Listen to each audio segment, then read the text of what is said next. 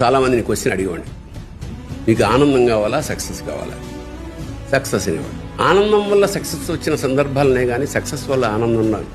జీవితంలో ప్రపంచంలో సక్సెస్ అయిన చాలామంది ఆనందంగా లేరు. గోల్డ్ డబ్బులు ఉంది, ఆనందంగా లేరు. అఖండమైన కీర్తి ఉంది, ఆనందంగా లేరు.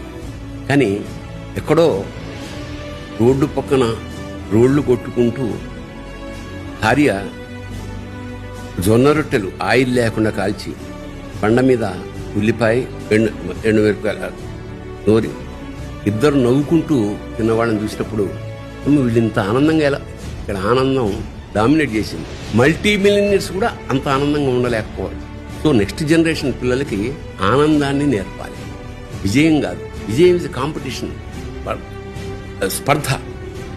స్పర్ధయా వర్ధతే విద్య. ఒకటి కొట్టుకోవడం, చంపుకోవడం, నరుక్కోవడం, నీకన్నా ఈర్ష్య. ఆనందం అందులో లేదు.